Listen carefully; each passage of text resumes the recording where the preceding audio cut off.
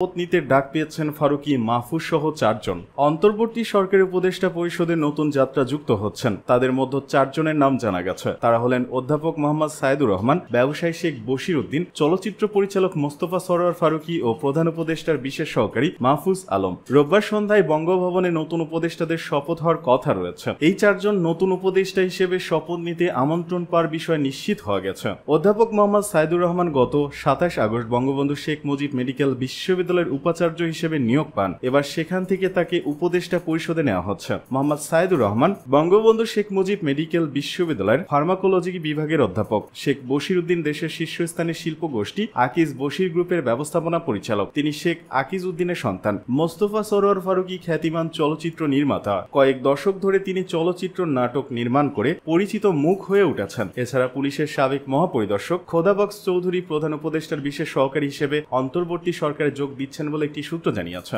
ছাত্র জনতার অভ্যুত্থানে শেখ হাসিনা সরকারের পতনের পর গত 8 আগস্ট ডক্টর মোহাম্মদ ইউনূসকে প্রধান উপদেষ্টা করে অন্তর্বর্তী সরকার গঠিত হয়। প্রধান উপদেষ্টা সহ এই সরকারের সদস্য সংখ্যা এখন 21। তবে সরকারের কার্যক্রমে গতিশীলতা আনতে উপদেষ্টা পরিষদে আরও সদস্য নিয়োগের পরামর্শ আসছিল বিভিন্ন মহল থেকে। আওয়ামী লীগ ইস্যুতে নমনীয়তা চলবে না, মন্তব্য রফিকুল ইসলাম মাদানির।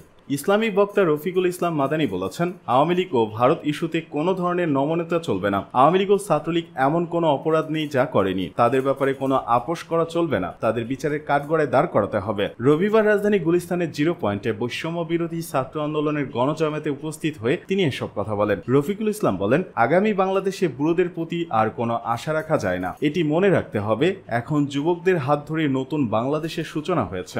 এখন যুবক বয়স যার, যুদ্ধে যার সময় তার। আমাকে রিমান্ডে নিয়ে নির্যাতন করা হয়েছে। আমি বলেছি এই প্রধানমন্ত্রী যার কোনো ভিত্তি নেই তাকে আমরা মানি না। সেজন্য আমাকে ওয়াজ মাহফিলে নিষিদ্ধ করা হয়েছিল। কিন্তু আল্লাহর ফয়সালায় আজকে ছাত্রলীগ নিষিদ্ধ হয়ে গেছে। বর্তমান সরকারের উদ্দেশ্যে তিনি বলেন, আপনারা শত শত মানুষের লাশের উপর দাঁড়িয়ে ক্ষমতায় এসেছেন। আপনারা খুব সহজেই ক্ষমতায় আসতে পারেন নাই। আপনারা কোনোভাবেই ভারত ও আওয়ামী লীগের ব্যাপারে নমনীয়তা পোষণ করবেন না। এদেশের ছাত্র সমাজ তা মেনে নেবে না। উদারতার নামে জালেমদের প্রতি নমনীয়তা মজলুমদের সঙ্গে গাদ্দারি করার সমান। প্রসঙ্গত, ছাত্র জনতার আন্দোলনে গত 5 আগস্ট আওয়ামী লীগ সভানেত্রী শেখ হাসিনা ভারতে পালিয়ে যাওয়ার পর মাঠে নামতে পারেনি দীর্ঘদিন ক্ষমতায় থাকা দলটির নেতাকর্মীরা। গত 15 আগস্ট ধানমন্ডি 32 নম্বরে ছাত্র জনতার রোষানলে পড়তে হয় দলটির নেতাকর্মীদের। এর মধ্যে আবার ছাত্রলীগকে নিষিদ্ধ করা হয়েছে। এই অবস্থার মধ্যে নিজের ভেরিফাইড ফেসবুক পেজে দেয়া এক পোস্টে আজ শহীদ নূর হোসেন দিবস উপলক্ষে ঢাকার 0 পয়েন্টে শহীদ নূর হোসেন চত্বরে বিক্ষোভ কর্মসূচির ঘোষণা করেছে আওয়ামী লীগ। তবে বৈষম্য বিরোধী ছাত্র আন্দোলনের পক্ষ থেকে এই সমাবেশ প্রতিহতে পাল্টা কর্মসূচির ঘোষণা দেওয়া হয়েছে।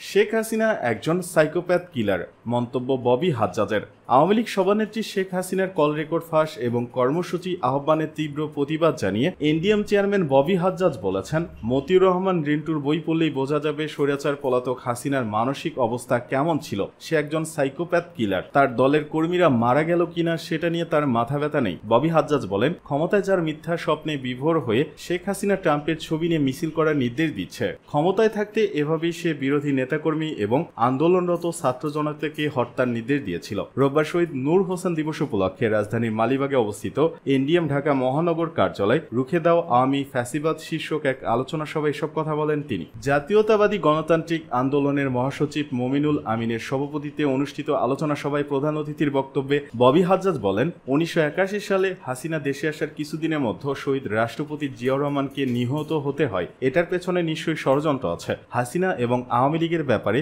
বিএনপি যেন সৌজন্যতা না দেখায়, সেই অনুরোধ থাকবে। গণহত্যা দেয় আওয়ামী লীগের রাজনীতি নিষিদ্ধ করার দাবি জানিয়ে ববি হাজ্জাজ বলেন, এদেরকে শক্ত হাতে দমন করতে নতুন নির্বাচিত সরকারের বিকল্প নাই। জনগণের ক্ষমতায়নের জন্যই নূর হোসেন থেকে আবু সাইদ, মীর মুগ্ধরা জীবন উৎসর্গ করেছে। আমরা দ্রুত জাতীয় নির্বাচনের রোডম্যাপ চাই। নির্বাচিত সংসদীয় কার্যকর সংস্কার বাস্তবায়ন করতে সক্ষম।